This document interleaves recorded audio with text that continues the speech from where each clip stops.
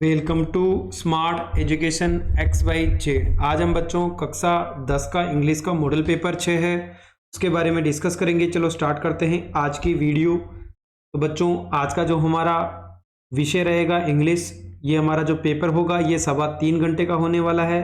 इसका जो पेपर का मार्क्स टोटल होने वाले हैं वो 80 नंबर का होने वाला है। चलो पहला सवाल देख लेते हैं।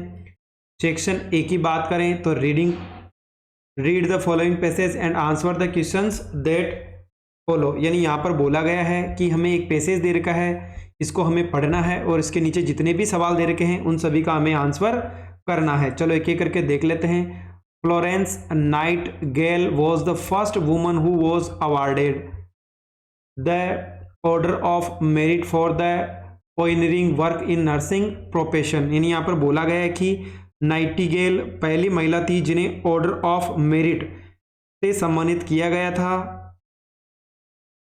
साथ ही बोला नर्सिंग पेशे में उनके अग्रणी कार्य के लिए। She was born on May 12, 1820 in a rich family in Florence Italy. यानी उनका जन्म कब हुआ था? 12 मई 1820 को फ्लोरेंस इटली के एक अमीर परिवार में हुआ था। It was unthinkable for a woman of a respectable family to go out for a job in those days. यानी यहाँ पर बोला गया है कि उन दिनों एक सम्मानित परिवार की महिला के लिए नौकरी के लिए बाहर जाना अकल्पनीय था।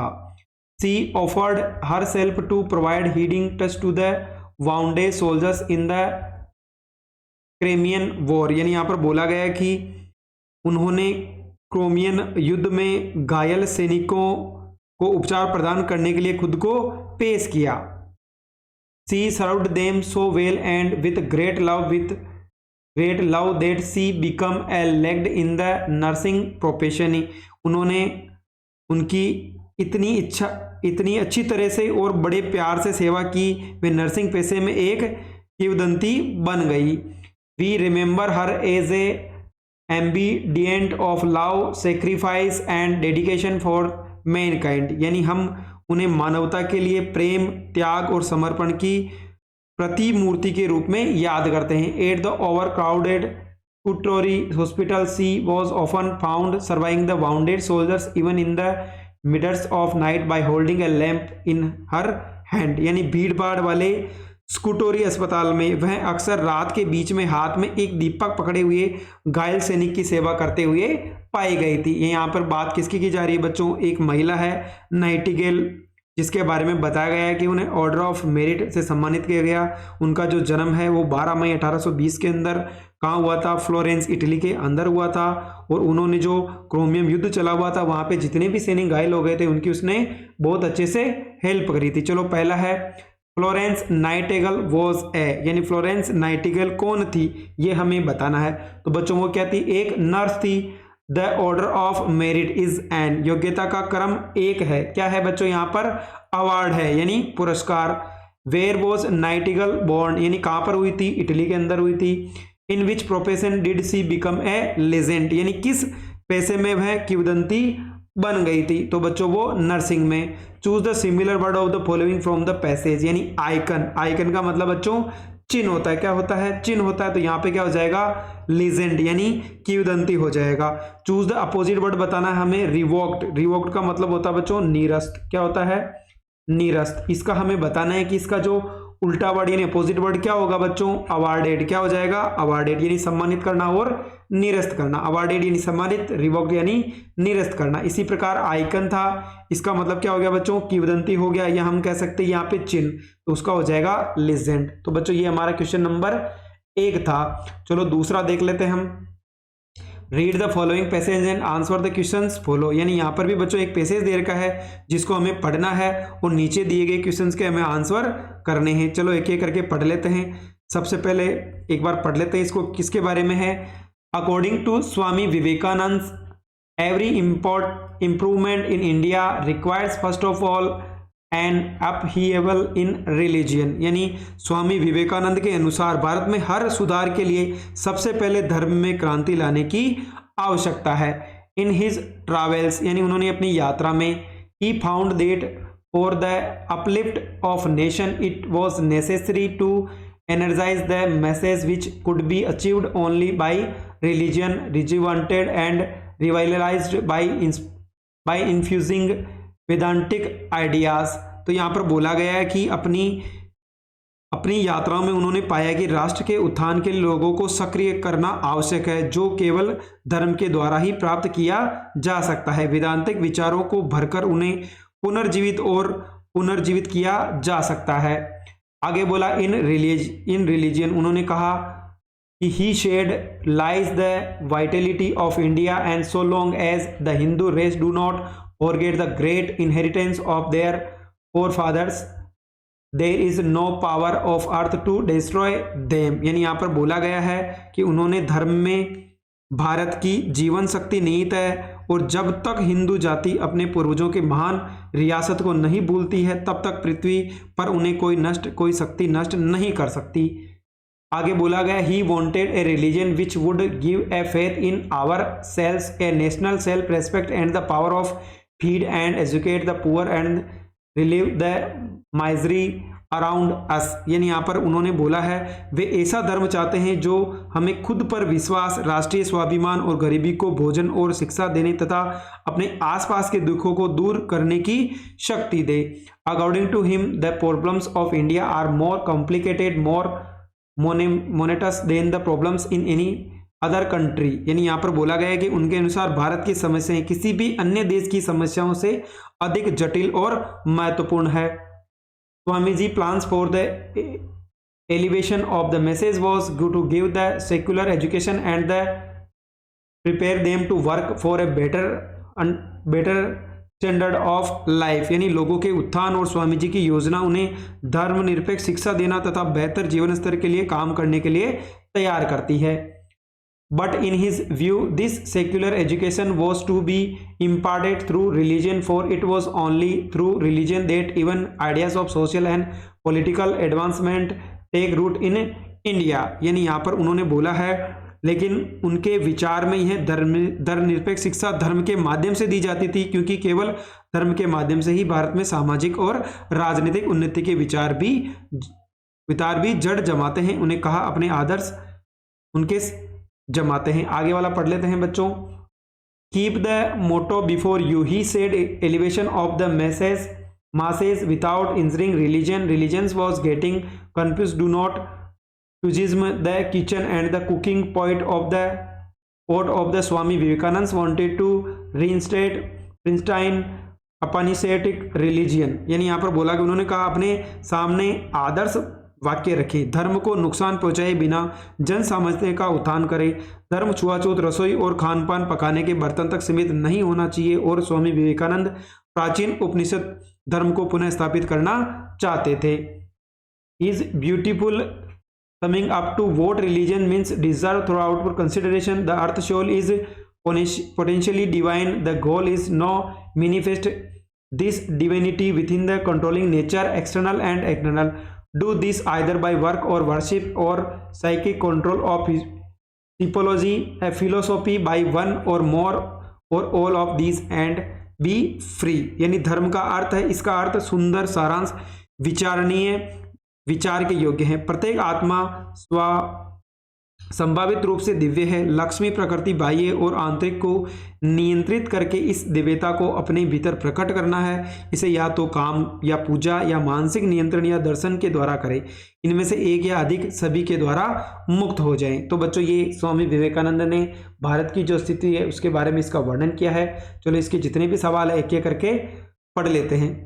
पहला सवाल है बच्चों, what according to Vivekananda does every improvement in India requires. यानी विवेकानंद के अनुसार भारत में हर सुधार के लिए क्या आवश्यक है, तो every improvement in India required a upheaval in religion. यानी विवेकानंद के अनुसार क्या है बच्चों, धर्म की उथल पुथल की क्या है आवश्यकता है। Which type of religion did Vivekananda want, यानी विवेकानंद किस प्रकार का धर्म चाहते हैं, तो Vivekananda wanted up anaesthetic religion, यानी वो हिंदू जाति को अपने पूर्वजों के महान विरासत को नहीं भूलना चाहते। यहाँ पर बात की जा रही कि उपनिषदिक धर्म चाहते हैं। अगला है what should he Hindu race not forget to stay safe, यानी हिंदू जाति को सुरक्षित रखने के लिए क्या नहीं भूलना चाहिए। The Hindu race should not forget to great inheritance of their forefathers, यानी हिंदू जाति को अपने पूर्वजों की महान विरासत को नहीं भूलना चाहिए। What did Vivekananda say about the problems of India, यानी विवेकानंद ने भारत की समस्या के बारे में क्या कहा। The problem in India are more complicated and more momentous than the problems in any other country, यानी भारत की जो समस्याएं हैं किसी देश की तुलना में, अन्य देश की तुलना में ज़्यादा ही जटिल और गंभीर है। What was Swami plan for the elevation of the message, यानी जनसाधारण के उत्थान के लिए स्वामी जी की क्या योजना थी। तो Swami ji plans was to give them secular education and the prepare them for a better standard of life, यानी स्वामी जी की योजना उन्हें धर्म निरपेक्ष शिक्षा देना और बेहतर जीवन स्तर के लिए तैयार करना था। What according to Swami ji is religion, यानी स्वामी जी के अनुसार धर्म क्या है। According to Swami ji religion is the manifest the divine elementary of a person by work or worship or psychic control and philosophy, यानी स्वामी जी के अनुसार धर्म व्यक्ति के दिव्य तत्व को कर्म या उपासना या मानसिक नियंत्रण द्वारा प्रकट करना है। अगला है what according to Swami is the goal, यानी यहाँ पर बोला जा रहा है कि स्वामी जी के अनुसार लक्ष्य क्या है। The goal according to Swami ji is to manifest divinity within by controlling nature external and internal, यानी यहाँ पर बोला गया है कि स्वामी जी ने क्या क्या बताया है, जो धर्म है उसके बारे में बताया है। अगला right the similar word of the following passage. Betterment, यानी हमें बताना है कि बेटरमेंट है इसका मतलब क्या होता है। तो बच्चों यहाँ पर बोला गया है बेहतरीकरण, क्या होगा इसका मतलब, बेहतरीकरण। हमें इसका समानार्थी शब्द बताना है यानी सिनोनिम्स, तो क्या हो जाएगा बच्चों, इंप्रूवमेंट हो जाएगा। अगला है right the opposite word of the following passage. Remember, remember यानी याद रखना, तो भूल जाने को क्या बोलते हैं बच्चों, फॉरगेट, फॉरगेट यानी भूल जाना। तो बच्चों बेटरमेंट का मतलब तो हो जाएगा इंप्रूवमेंट और रिमेंबर यानी फॉरगेट हो जाएगा। तो बच्चों ये हमारा क्वेश्चन नंबर 2 था। चलो अब हम जो सेक्शन नंबर बी है राइटिंग वाला पोर्शन है इसको भी एक बार देख लेते हैं। सबसे पहले क्या बोला है, imagine that you are Geeta living in Ajmer, write an application to the secretary board of secondary education Rajasthan Ajmer to issue you a duplicate copy of marksheet, यानी आपको, आपका नाम क्या है बच्चों, गीता है, आपकी जो मार्कशीट है वो गुम गई है, आपको डुप्लीकेट मार्कशीट की रिक्वायरमेंट है। तो आपको क्या है, जो बोर्ड सचिव है माध्यमिक शिक्षा बोर्ड अजमेर उसको मार्कशीट के लिए एक एप्लीकेशन लिखनी है। तो यहाँ पे बच्चों एड्रेस आ जाएगा the secretary board of secondary education Rajasthan Ajmer आ गया। Subject for issuing a duplicate copy of marksheet, यानी जो आपकी मार्कशीट की डुप्लीकेट कॉपी है वो देने की कृपा करें। Respectfully I beg to say that last Sunday I was going to my village by the night bus, यानी लास्ट संडे को मैं बस के द्वारा अपने गांव जा रही थी। When I was in sound sleep my box was stolen, यानी जब मैं सो गई तो मुझे पाया कि मेरा जो बॉक्स था वो चोरी हो गया। My clothes and marksheet were there in it, यानी उसके अंदर मेरे कपड़े भी थे और मार्कशीट भी थी। I need a marksheet to seek admission in some other school, यानी मैं कहीं और स्कूल में एडमिशन लेना चाहती हूँ, इसलिए आपको क्या है, मार्कशीट की नीड है। Kindly issue me A duplicate copy of marksheet, यानी आप हमें मेरी जो डुप्लीकेट मार्कशीट है वो प्रोवाइड करने की कृपा करें। आपकी डिटेल्स हो जाएगी, एग्जामिनेशन यानी कि सेकेंडरी एग्जाम कौन सा था, रोल नंबर क्या थे, नेम आ जाएगा आपका, फादर्स नेम आ जाएगा और साथ में आपका सेंटर कौन सा था। I am sending herewith a postal order number 387654 ₹20 as its fee, please give issue me the duplicate copy of marksheet all the earliest, thanking you yours carefully, यानी duplicate copy उपलब्ध करवाने की मुझे कृपा करें और मैं ये चीज़ें इसमें भेज रही हूँ, जो 20 रुपये का पोस्टल ऑर्डर है। इसके साथ ही बच्चों अथवा का है, यू आर अनु या Anil of class 10 of Maheshwari public school Jaipur, write a formal email to the editor of newspaper the DNA Jaipur at letterseditor@dna.com to draw the attention of the collector of your district to the urgent need to holidays for school students owing to serve called, यानी आपको एक क्या लिखना बच्चों, आप Maheshwari public school Jaipur के 10वीं कक्षा के छात्र अनु या अनिल है, समाचार पत्र DNA जयपुर के संपादक को आपको एक ईमेल लिखना है। आपके जिले के कलेक्टर का ध्यान भीषण ठंड के कारण स्कूली छात्रों के अवकाश की तत्काल आवश्यकता के लिए आपको लिखना है। चलो एक बार ईमेल देख लेते हैं किस प्रकार से लिखना है। सबसे पहले बच्चों हमें यहाँ पर ईमेल लिखना पड़ेगा, जिसके लिए हमें बोला गया है। हमें हमेशा एग्जाम के अंदर प्रोवाइड किया जाएगा कि हमें ईमेल किसको भेजना है और उसकी ईमेल आईडी दी हुई रहेगी। तो बच्चों सबसे पहले हम क्या करेंगे, जो हमारा 2 वाला पोर्शन है उसके अंदर हम जो भी ईमेल दे रखा है वो फिल कर देंगे। तो सबसे पहले बच्चों हमारा ईमेल आ जाएगा। सीसी यानी कार्बन कॉपी, हमें कुछ नहीं दिया, ब्लैंक छोड़ देंगे। बीसीसी यानी ब्लाइंड कार्बन कॉपी, ये भी छोड़ देंगे। Subject need of holiday for school students owing to severe cold, यानी भीषण ठंड के कारण स्कूल के छात्रों के लिए आवश्यक अवकाश की आवश्यकता। Sir, through the columns of your esteemed English daily, I would like to draw the attention of the Honorable Collector Jaipur to the urgent need of holiday for school students owing to serve code. Kindly issue order and oblique, यानी यहाँ पर बोला है कि मैं आपके प्रतिष्ठित अंग्रेजी दैनिक के कॉलम के माध्यम से माननीय कलेक्टर जयपुर का ध्यान इस ओर केंद्रित करना चाहती हूँ कि भीषण ठंड के कारण स्कूली विद्यार्थियों की छुट्टियां तत्काल आवश्यक है। कृपया आदेश जारी कर हमें अनुग्रहित करें। थैंक यू यानी धन्यवाद। आपका बहुधीय कौन है बच्चों, अनु या अनिल हो जाएगा। अगला है बच्चों क्वेश्चन नंबर 4, जिसके अंदर आपको क्या करना है बच्चों, एक स्टोरी लिखनी है। चलो देख लेते हैं। सबसे पहले है हमें यहाँ पर दे रखा है, अगर हम बात करें तो हमारे पास यहाँ पर 2 क्वेश्चन मिलेंगे स्टोरी के। Right story with the help of given outlines about 80 words, give the title and moral. A tiger caught in a trap, a Brahmin takes pity on him। तो बच्चों यहाँ पर अगर हम बात करें तो हमारा जो स्टोरी वो क्या है, क्लेवर जेकल, यानी यहाँ पर बात क्या है कि एक शियार है चतुर, उसके बारे में है। क्लेवर यानी क्या होता है बच्चों, चतुर होता है। जेकल यानी क्या होता है बच्चों, शियार की कहानी है। बोला है once a tiger was caught in a trap, यानी एक बार एक बाघ जंगल में फंस गया। ए ब्राह्मण पास्ट दैट वे, यानी एक ब्राह्मण उधर से गुजरा। A Brahmin took pity on the tiger, यानी ब्राह्मण को बाघ पर दया आ गई। He set the tiger free, यानी वह उसे आजाद करना चाहता था, आजाद कर दिया। Now the tiger wanted to eat him up, बाघ अब उसे खाना चाहता था। The Brahmin begged for his life but the tiger was not moved, यानी ब्राह्मण ने अपनी जान बचाने के लिए बाघ को खदेड़ दिया, लेकिन बाघ नहीं हिला।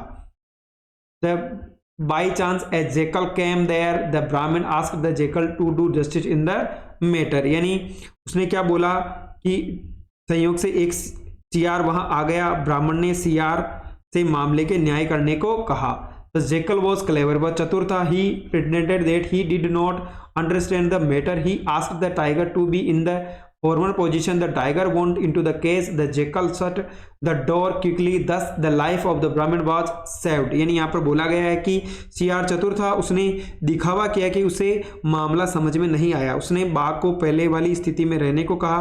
बाघ पिंजरे में चला गया, सियार ने जल्दी से दरवाजा बंद कर दिया। इस प्रकार से उसने इसकी जान बचाई बच्चों, ब्राह्मण की।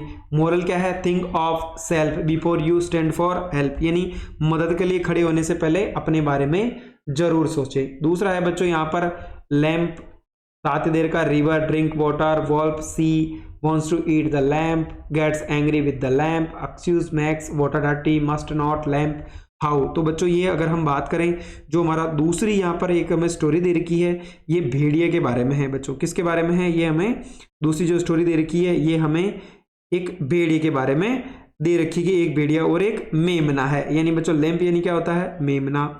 अगर हम बात करें वोल्फ यानी तो हमारा भेड़िया हो गया, और अगर हम लैंप की बात करें तो उसको क्या बोलते हैं बच्चों, मेमना। चलो पढ़ लेते हैं। Once there was a wolf, यानी एक बार एक भेड़िया था। One day he was very hungry and thirsty, एक दिन में क्या था, बहुत भूखा और प्यासा था। He went to a river, यानी वो रिवर के किनारे गया। A fat lamb was drinking water there, he saw the lamb, he thought of a plan to eat it, यानी वह मोटा मेमना पानी पी रहा था, उसने मेमने को देखा और उसे खाने की तरकीब सोची। ही accused the lamb for making his water dirty, उसने मेमने पर उसका पानी गंदा करने का आरोप लगाया। He was angry with the lamb, वह मेमने से नाराज था। The lamb was afraid, यानी मेमना डर गया। He replied how he could make his water dirty, यानी उसने जवाब दिया कि वह उसका पानी कैसे गंदा कर सकता है। The water was flowing from wolf side to his side, यानी जो पानी था वह भेड़ी की तरफ से उसकी ओर बह रहा था। Then the wolf told him that he had abused him the previous year, यानी उसने बोला कि कहा कि पिछले साल उसके साथ उसने दुर्व्यवहार किया था। The lamp politely replied that he was not born the previous year. Then the wolf said it must be his mother. The wolf killed the lamb and ate him. यानी उसने बोला कि मेमना ने विनम्रता से जवाब दिया कि पिछले साल तो वो पैदा ही नहीं हुआ। तब भेड़िए ने कहा कि ये उसकी माँ होगी। भेड़िए ने मेमने को मार डाला और उसको खा गया। मोरल क्या है? माइट इज राइट, यानी ताकत ही अधिकार है। अगला है बच्चों क्वेश्चन नंबर 5 है, जिसके अंदर हमें एक पैराग्राफ दे रखा है, जिसको हमें यहाँ पर एक पिक्चर दे रखी है, जिसके बेस पे हमें क्या करना बच्चों, यहाँ पर एक पैराग्राफ लिखना है। यानी अगर हम बात करें इस पिक्चर्स की बात, तो बच्चों यहाँ पर हमें जो रेलवे स्टेशन है उसके बारे में बताया गया है। Scan at the railway station, यानी रेलवे प्लेटफॉर्म है उसका एक दृश्य दिया है। चलो पढ़ लेते हैं क्या बोला है। This picture shows a bus railway station platform filled with the people, some waiting other walking with bags. यानी यह तस्वीर एक व्यस्त रेलवे स्टेशन प्लेटफॉर्म की दिखती है जो लोगों से भरा हुआ है। कुछ लोग इंतजार कर रहे हैं और दूसरे बैग लेकर जा रहे हैं। अ train stands on one side on a metal roof cover the platform, यानी एक तरफ तो ट्रेन खड़ी है और दूसरी तरफ धातु की छत है। फिर बोला है railway stations are important places where people from different place come together, यानी यहाँ पर बात की जा रही है कि रेलवे स्टेशन महत्वपूर्ण स्थान है जहाँ पर अलग अलग जगह के लोग एक साथ आते हैं। फिर बोला गया they help connect cities and towns, letting people travel to see family, war or go on adventures. The stations are full of life and stories where many people meet for a short time. यानी यहाँ पर बोला गया है कि वे शहरों और कस्बों को जोड़ने में मदद करते हैं, जिससे लोग परिवार से मिलने, काम करने या रोमांच पर जाने के लिए यात्रा करते हैं। स्टेशन जीवन और कहानियों से भरे होते हैं जहाँ कई लोग थोड़े समय के लिए मिलते हैं। अथवा का है बच्चों जहाँ पर बोला गया do you know about terrorism, right a paragraph in about 80 words getting details of the local and global terrorism, Indian Parliament, Jammu and Kashmir Assembly, Mumbai, American WTC etc. attacked. You may begin with terrorism is a global problem. यानी यहाँ पर बच्चों आतंकवाद के बारे में हमें क्या लिखना है, एक पैराग्राफ लिखना है। टेररिज्म यानी क्या होता है बच्चों, आतंकवाद, यानी यहाँ पर हमें आतंकवाद विषय है उसके ऊपर हमें एक निबंध लिखना है। चलो देख लेते हैं किस प्रकार से हमें पैराग्राफ लिखना है। Terrorism is a global problem, यानी आतंकवाद एक विश्व स्तर की समस्या है। इंडियन पार्लियामेंट वॉज अटैक्ड, यानी भारतीय संसद पर हमला हुआ। Legislative assembly to Jammu and Kashmir was attacked, यानी जम्मू कश्मीर की विधानसभा पर भी हमला हुआ। टेररिस्ट अटैक्ड मुंबई टू, यानी मुंबई पर भी आतंकवादियों ने हमला किया। American world trade centre was attacked, यानी अमेरिका का वर्ल्ड ट्रेड सेंटर पर भी हमला हुआ। The British railway station was attacked, यानी जो ब्रिटिश का रेलवे स्टेशन है उस पर भी हमला हुआ। Punjab state and Jammu Kashmir and have experience terrorism for a long period, यानी यहाँ पर बोला गया है कि पंजाब राज्य और जम्मू कश्मीर ने लंबे समय से आतंकवाद का सामना किया है। Terrorist kill innocent and ordinary people, poverty, frustration, discrimination, unemployment, politics etcetera are the reasons for terrorism. Some rough nations are also aid in abet terrorism. All of the nations of the world should join hands to curb it. यानी यहाँ पर बोला गया है कि आतंकवादी निर्दोष और आम लोगों को मारते हैं। गरीबी, हताशा, भेदभाव, बेरोजगारी, राजनीति आदि आतंकवाद के कारण है। कुछ दुष्ट राष्ट्र भी आतंकवाद को बढ़ावा देते हैं। दुनिया के सभी देशों को मिलकर इसको खत्म कर देना चाहिए। क्वेश्चन नंबर 6 है बच्चों, चलो इसका आंसर भी देख लेते हैं। ये हमारा अब जो पोर्शन है बच्चों, ये हमारा ग्रामर का पोर्शन होने वाला है, यानी हमसे टोटल 12 नंबर की ग्रामर पूछी जाने वाली है आगे आने वाले बोर्ड एग्जाम में। चलो एक एक करके सभी को हम देख लेते हैं। पहला सवाल है यहाँ पर fill in the blanks with appropriate forms of the verbs given in the brackets. People, Prem Kumar, sarpanch, last year, यानी यहाँ पर बोला गया है कि जो पीपल है कौन था, इलेक्टेड प्रेम कुमार, सरपंच लास्ट ईयर, यानी बच्चों लास्ट ईयर किसको शो करता है हमें, पास्ट सिंपल सेंटेंस को। इसका मतलब यहाँ पर सेकंड फॉर्म आएगी, इलेक्ट का क्या हो जाएगा बच्चों, इलेक्टेड हो जाएगा। सेकंड फॉर्म क्या हो जाएगी यहाँ पर, इलेक्टेड हो जाएगा। दूसरा है माई grandfather the Hindustan times daily, यानी रोजाना पढ़ते हैं। डेली का मतलब बच्चों प्रेजेंट सिंपल की बात हो रही है, यानी कोई भी काम अगर रोजाना करते हैं तो प्रेजेंट सिंपल का प्रयोग किया जाता है। तो ग्रैंड मदर सिंगुलर है तो क्या आ जाएगा बच्चों, रीड का रीड्स हो जाएगा। Choose the correct verb from given alternatives, यानी यहाँ पर बोला गया no sooner did I reach the college then the bell, यानी यहाँ पर बोला गया जैसे ही मैं कॉलेज पहुंचा घंटी बज गई। बच्चों इधर पास्ट टेंस है, इधर भी हमें पास्ट टेंस का ही प्रयोग करना है, तो क्या हो जाएगा, रिंग का रेंग हो जाएगा। The bus at high speed when I approached the corner. यहाँ पर बात की जा रही बच्चों, जब भी वेन का प्रयोग किया जाता है, यानी दो वर्ग अगर एक साथ हो रहे हैं तो हम वेन का प्रयोग करते हैं। तो यहाँ पर क्या आएगा बच्चों, हमारे पास वॉज वर रनिंग, यानी यहाँ पर क्या आ जाएगा, वॉज रनिंग। इधर पास्ट है तो इधर भी हमें पास्ट में लिखना है। Rewrite the following sentence change in the indirect speech, यानी यहाँ पर इनडायरेक्ट स्पीच में कन्वर्ट करना है। They said alas our leader is dead. बच्चों अल्लास का प्रयोग हुआ तो यहाँ पर क्या आएगा, दे एक्सक्लेम्ड, क्या आएगा बच्चों, दे एक्सक्लेम्ड विथ सोरो। किसका प्रयोग करेंगे, दे एक्सक्लेम्ड विथ सोरो। साथ ही कनेक्टर क्या हो जाएगा बच्चों, यहां पर हमारा देट हो जाएगा, और यहां पर आवर का क्या हो जाएगा बच्चों, देर हो जाएगा।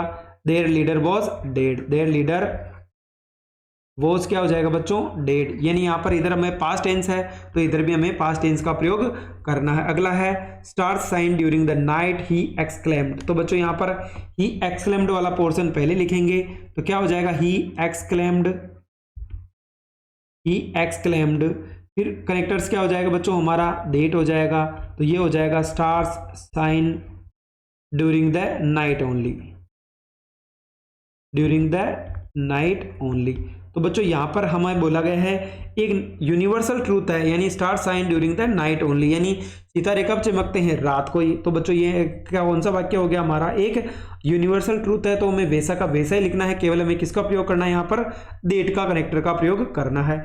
अगला है fill in the blanks with the agreement with the subject. तो it is I who doing this work. तो बच्चों यहाँ आई है, आई के साथ किसका प्रयोग होता है, एम का प्रयोग। The leader with all his followers arrested. तो बच्चों यहाँ पर देखो जब भी कोई वर्ड विथ से जुड़ा हुआ है तो सब्जेक्ट क्या है, यहाँ पर द लीडर है, लीडर के अनुसार किसका प्रयोग होगा बच्चों, सिंगुलर है तो वॉज हेल्पिंग वर्ब का प्रयोग किया जाएगा। चलो अगला क्वेश्चन देख लेते हैं, क्वेश्चन नंबर 9। इसके अंदर बोला change the following sentence into passive voice. पहला है the State Bank of India is going to be open a new branch. तो बच्चों यहाँ पर हमारा मेन वर्ब क्या है, ओपन है। जब भी मेन वर्ब उसके बाद जो भी आता है वो हमारा ऑब्जेक्ट होता है, तो हमें इसको क्या बनाना है, सब्जेक्ट बनाना है। तो क्या जाएगा, ए new branch.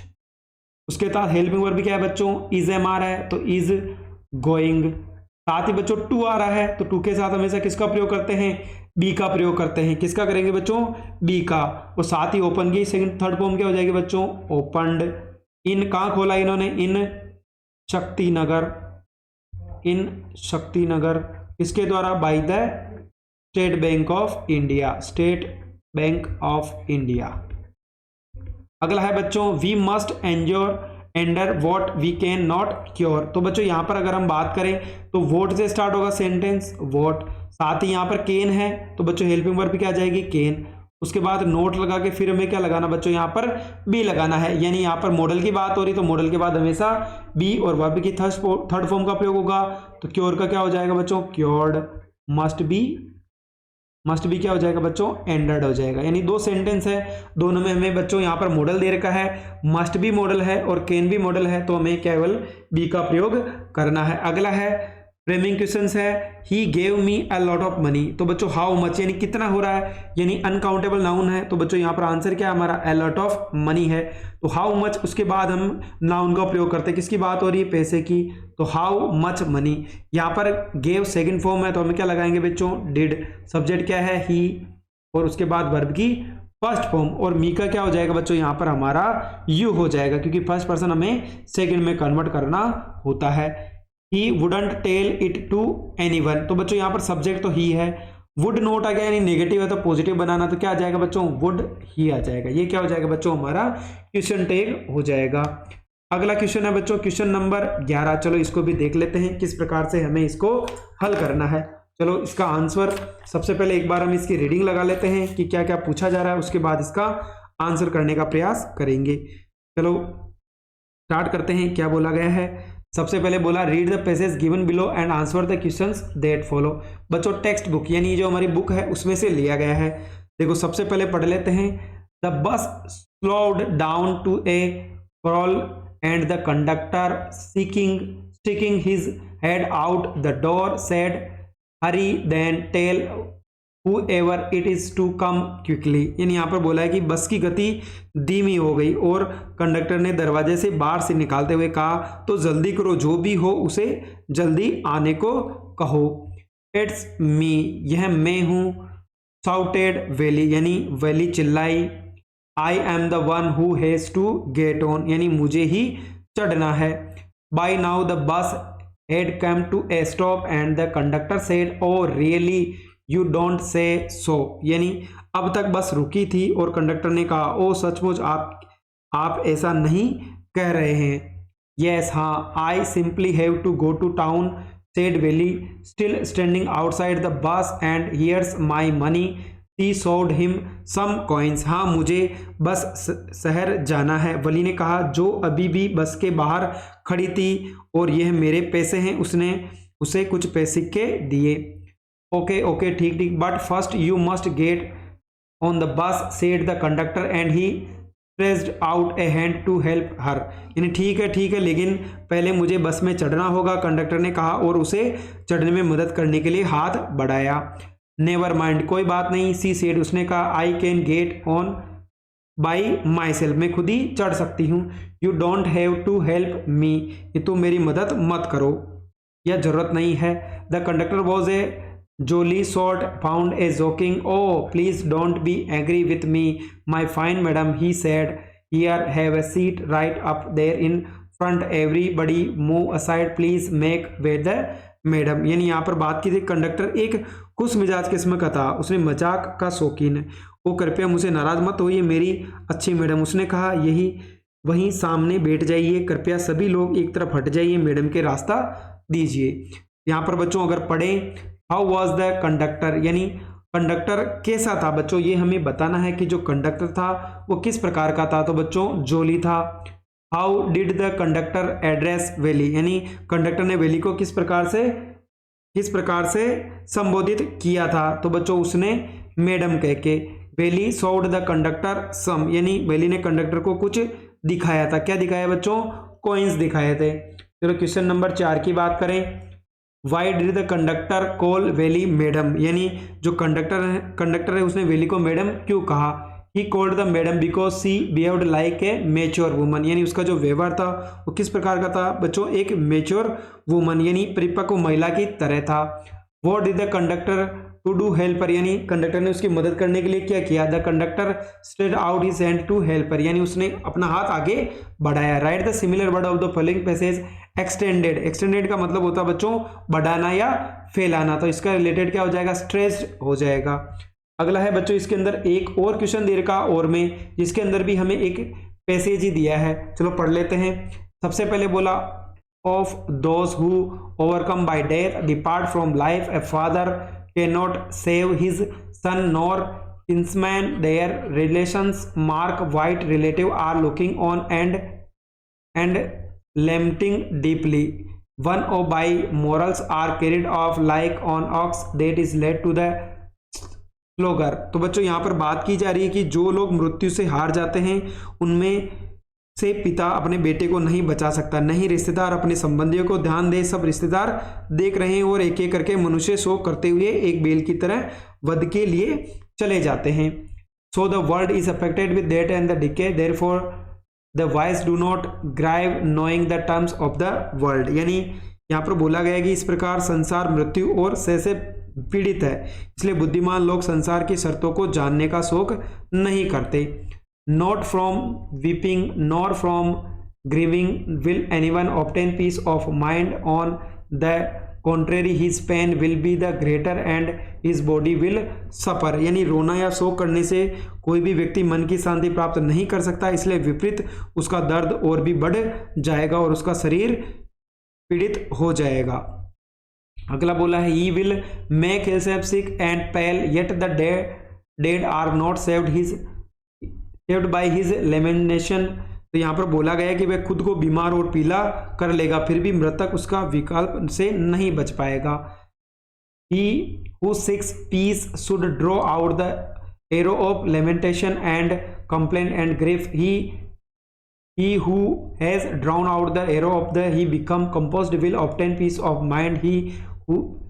He who has overcome all sorrow will become free from sorrow and be blessed। यानी यहाँ पर बोला गया है कि वह खुद को बीमार पाएगा।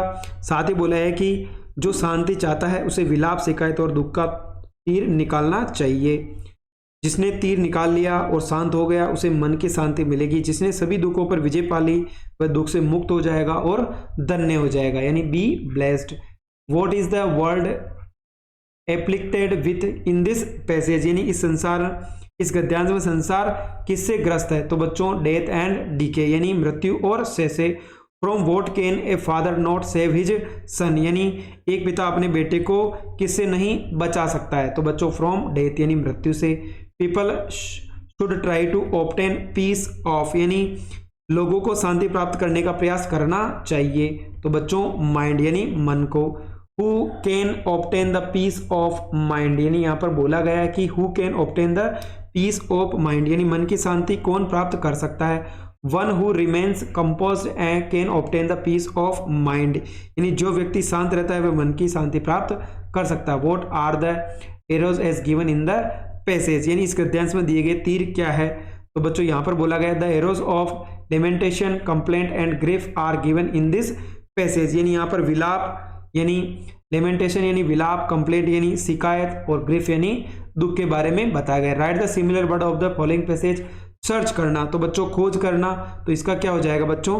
सीख हो जाएगा। क्या हो जाएगा? तलाश करना। अगला है बच्चों यहाँ पर हमें क्वेश्चन नंबर, अगर हम 12 की बात करें तो यहाँ पर हमें क्वेश्चंस पूछे जाएंगे जिनके आंसर हमें देने हैं। पहला दे रखा answer any 3 of the following questions in 20 to 30 word, यानी हमें किसी 4 में से किसी 3 का आंसर करना है। चलो एक एक करके देख लेते हैं। What was a source of unending joy for Valli, what was her strongest desire, यानी यहाँ पर बोला है कि वैली के लिए अत्यंत खुशी का स्रोत क्या था, उसने सबसे प्रबल इच्छा क्या थी? तो बच्चों अगर हम इसकी बात करें तो पहले का आंसर होगा हमारा a source of unending joy for Valli was the sight of bus filled each time with a new set of passengers, her strongest desire was to ride the bus once, यानी वैली के लिए हमेशा खुश रहने वाली बात थी कि बस का नज़ारा जिसमें हर बार नए यात्री सवार होते थे, उसकी सबसे बड़ी इच्छा थी कि एक बार बस में सफ़र करे। Who were the contributors for the act of charity, यानी यहाँ पर बोला गया है हमें कि इस कृत्य में योगदानकर्ता कौन थे? तो चलो बच्चों इसको भी हम एक बार पढ़ लेते हैं। तो यहाँ पर अगर हमें बोला गया है बच्चों, जो क्वेश्चन है हमारा क्वेश्चन नंबर जो हमारा 12वें का सेकंड है, उसमें बोला गया है the postmaster contribute with a part of his salary, his employees contributed with some money and his friends contributed with something for a act of charity, यानी पोस्ट मास्टर ने अपने वेतन का एक हिस्सा दिया, उसके कर्मचारियों ने कुछ धनराशि दी तथा अपने मित्रों ने भी दान के कार्य के लिए कुछ धनराशि दी। Why were two national anthems song, यानी हमें 2 सॉन्ग बताने हैं। तो बच्चों 2 national anthems were sung because they showed 2 visions both of the whites and the blacks. The white wanted to show respect to their national anthem and the black to theirs, यानी यहाँ पर बोला गया 2 राष्ट्रगान गाए गए क्योंकि उनमें गोरों और अश्वेतों के 2 दृष्टिकोण दिखाए गए थे। गोरे अपने राष्ट्रगान के प्रति सम्मान दिखाना चाहते थे और अश्वेत अपने राष्ट्रगान के प्रति। Which sights changed Siddhartha outlook to life, यानी यहाँ पर बोला गया है कि जो सिद्धार्थ है यानी किन दृश्यों ने सिद्धार्थ के जीवन के प्रति दृष्टिकोण था उसको बदल दिया था। तो यहाँ पर अगर हम 4 की बात करें तो Siddhartha used to go for hunting, he chanced upon a sick man, then an aged man, then a funeral procession and finally a monk begging for a alms. These sights changed his outlook to life, यानी सिद्धार्थ शिकार के लिए जाते थे, उन्होंने एक बीमार आदमी, फिर एक बूढ़ा आदमी, फिर एक सब यात्रा और अंत में भिक्षा मांगते एक साधु दिखाई दिया। इस दृश्य ने उसके जीवन में दृष्टिकोण को बदल दिया। अगला क्वेश्चन है बच्चों question number 13, answer any of the following questions in 80 words, यानी यहाँ पर हमें दोनों में से किसी एक का आंसर करना है। चलो पढ़ लेते हैं। Why did the child author and the other kid not care to brush their teeth or wash their mouth properly? पाठ का नाम है ए बेकर फ्रॉम गोवा, यानी बाल लेखक और अन्य बच्चों ने अपने दांत ब्रश करने या अपना मुंह ठीक से धोने का ध्यान क्यों नहीं रखा? तो the child author and the other kids wanted to the arrival of the baker impatiently. They want to see the bread bangles themselves and selected them also. In the excitement, they did not care to brush their teeth or wash their mouths properly because they thought why they should do that. They did not want to take the trouble of plucking the mango leaf for the toothbrush, and it was not necessary at all. They argued that the tiger never brushed his teeth. Hot tea could wash and clean up everything so nicely. They all were in haste enjoy the sweet bread bangles. यानी यहाँ पर बोला गया है कि बाल लेखक और अन्य बच्चे बेकार के आने का बेसब्री से इंतजार कर रहे थे। वे खुद ब्रेड चूड़ियाँ देखने गए और उन्हें भी चुन लिया उत्सुकता में। वे अपने दांत को ब्रश करना या मुंह को ठीक से धोने की परवाह नहीं करते हैं, क्योंकि उनको लगता है कि उन्हें ऐसा क्यों करना चाहिए। ये टूथब्रश के लिए आम के पत्ते तोड़ने की परेशानी नहीं उठाना चाहते थे, और यह बिल्कुल भी जरूरी नहीं है कि उन्होंने तर्क दिया कि बाघ कभी अपने दांतों को ब्रश नहीं करता। गर्म चाय सब कुछ इतनी अच्छी तरह से धो देती है, साफ कर देती है। वे सभी मीठी रोटी चुट्टियों का आनंद लेने में जल्दी है।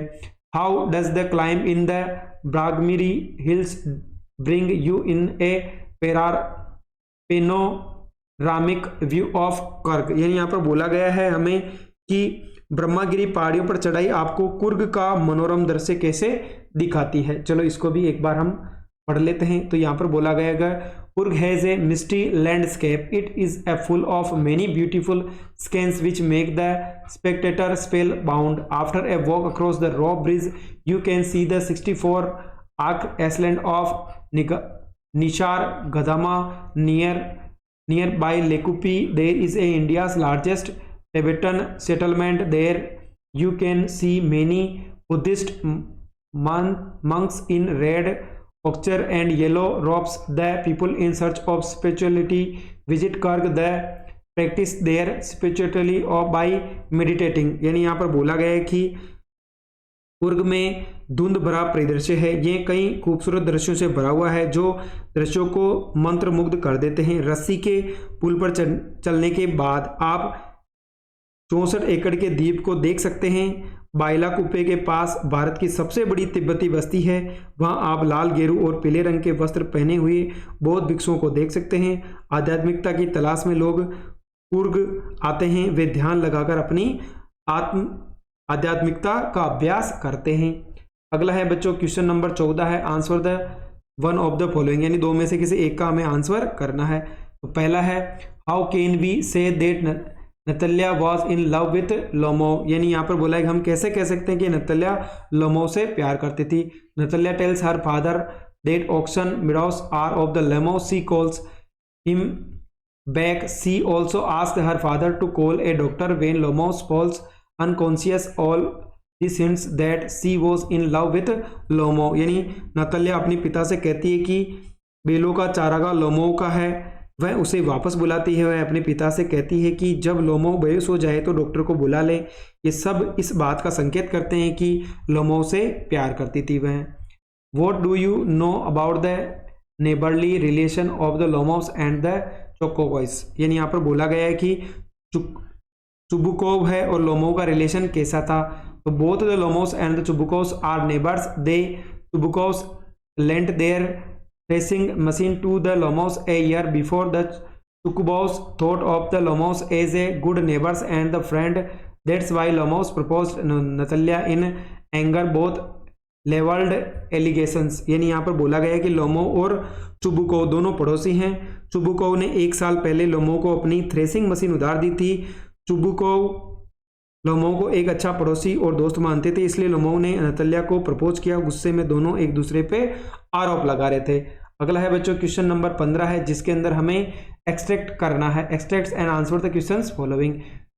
Belinda lived in the little white house with a little black kitten and a little grey mouse and a little yellow dog and a little red wagon and a ट्रूलियो little pet dragons. यहाँ पर बोला गया है कि Belinda एक छोटे से सफ़ेद घर में रहती थी जिसमें एक छोटी काली बिल्ली और एक छोटा भूरा चूहा और एक छोटा पिल्ला कुत्ता और एक छोटी लाल गाड़ी थी और एक ट्रूलियो छोटा पालतू ड्रैगन था।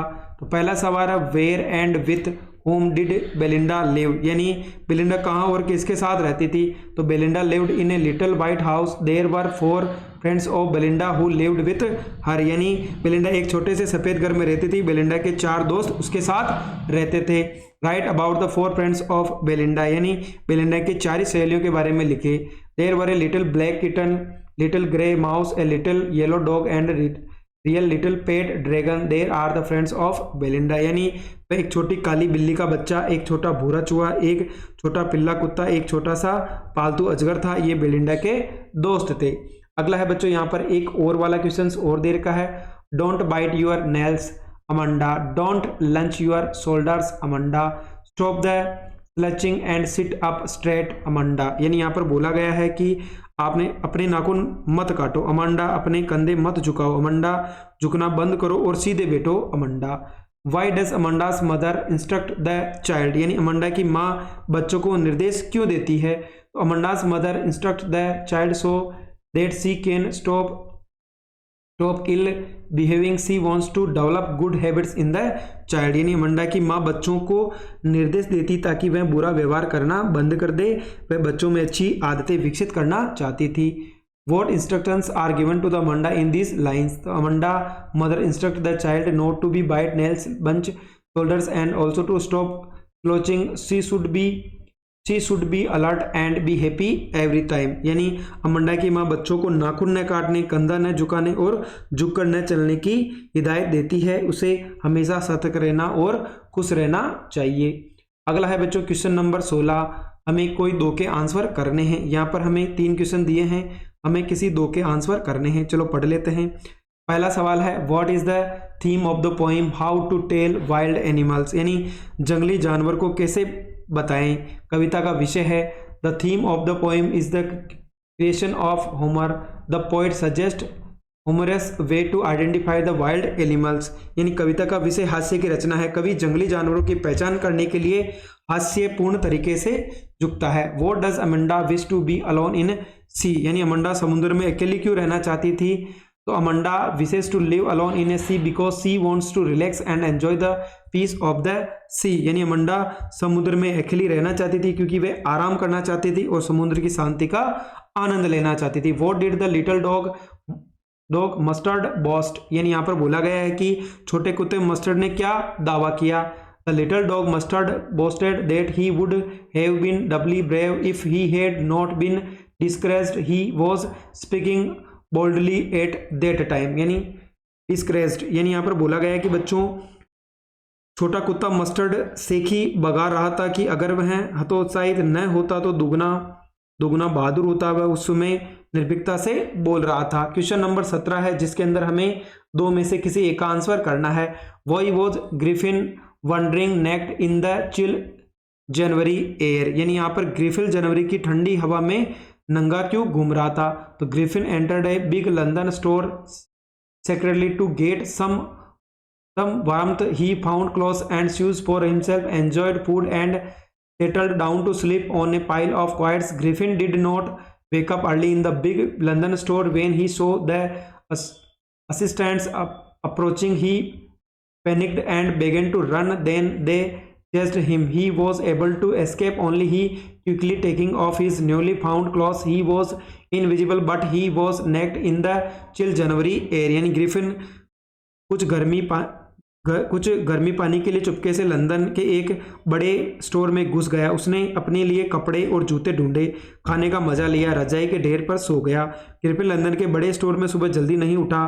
जब उसने साइको को आते देखा तो वह घबरा गया और भागने लगा। फिर उसने उसका पीछा किया। वह अपने नए कपड़ों को जल्दी से उतार कर ही भागने में सफल रहा। वह दृश्य था लेकिन वह जनवरी की ठंडी ठंड में नंगा था। अगला है what was the cause of Matilda रूइन, he could see have avoided it. यानी यहाँ पर बोला गया है, अगर हम बात करें यहाँ पर जो हमारा क्वेश्चन है उसके अंदर में बच्चों यहाँ पर मेटिल्डा की बर्बादी का कारण क्या था, वह इसे कैसे टाल सकती है। तो बच्चों इसका आंसर होगा कि Matilda wished to lead a royal, luxurious life, but her family background did not allow this.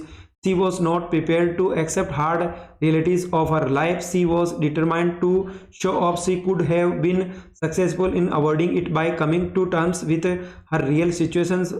People should either try to work hard to allow their dreams to materialize or stop dreaming altogether. यानी Matilda शाही आलीशान जीवन जीना चाहती थी, लेकिन उसकी पारिवारिक पृष्ठभूमि इसकी अनुमति नहीं देती थी। वह अपने जीवन की कठोर वास्तविकताओं को स्वीकार करने के लिए तैयार नहीं थी। वह दिखावा करने के लिए दृढ़ थी। वह अपनी वास्तविकता स्थिति को स्वीकार करके इससे बचने में सफल हो सकती थी। लोगों को या तो अपने सपनों को साकार करने के लिए कड़ी मेहनत करनी चाहिए या सपने देखना पूरी तरह से बंद कर देना चाहिए। क्वेश्चन नंबर 18 है। यहाँ पर हमें कोई भी 2 क्वेश्चन करने हैं।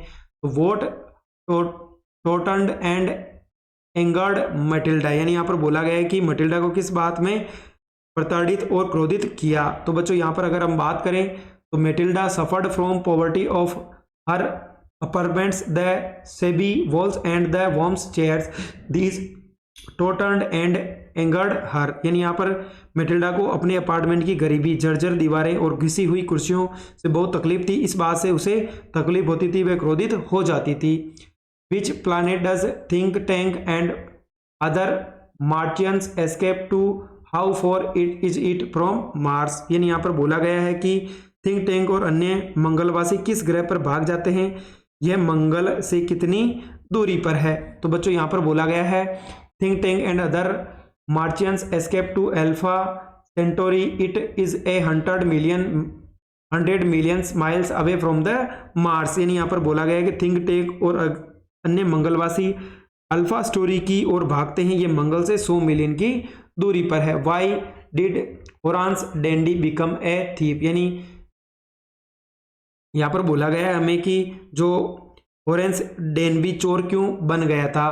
तो Horace Dandy was in the habit of buying and reading rare and expensive books, so he become a thief. यानी यहाँ पर बोला गया है कि जो होरेस हेनबी है वो दुर्लभ और महंगी किताबें खरीदने और पढ़ने की आदत थी, इसलिए वह चोर बन गया। आज का अंतिम सवाल है बच्चों क्वेश्चन नंबर 19, चलो देख लेते हैं। चूज द करेक्ट, यानी यहाँ पर हमें 4 सवाल पूछे जाएंगे। एबेसड में से हमें सही आंसर का चयन करना है। पहला है what was the age of Anil, यानी अनिल की आयु कितनी थी हमें बताना है। तो बच्चों about 25 years. What was the work of Horace Dandy, यानी होरांस जो डेनबी था उसका कार्य क्या था ये हमें बताना है। तो ही मेड लॉक्स, यानी वो क्या बनाता था, ताले बनाता था। What did Ebright's mother do during his studies, यानी एब्राइड की माँ उसकी पढ़ाई के दौरान क्या काम करती थी। तो बच्चों यहाँ पर होगा increase his interest in learning, यानी यहाँ पर बोला गया है कि सीखने में उसकी रुचि को प्रोत्साहित करना। What was the effect of drugs of Griffin body, यानी ग्रिफिन के शरीर पर दवाओं का क्या प्रभाव पड़ा था। तो बच्चों हिज बॉडी बिकम ट्रांसपेरेंट, यानी उसका शरीर क्या हो गया, पारदर्शी हो गया, यानी एक तरफ से दूसरी तरफ देखा जा सकता है, उसको हम क्या बोलते हैं, ट्रांसपेरेंट बोलते हैं। तो बच्चों आज के लिए बस इतना ही। आज ये हमारा कक्षा 10 का मॉडल पेपर 6 था। अगर आपको हमारी मेहनत पसंद आई हो तो चैनल को लाइक करें, सब्सक्राइब करें और अपने दोस्तों के साथ भी शेयर करना ना भूलें।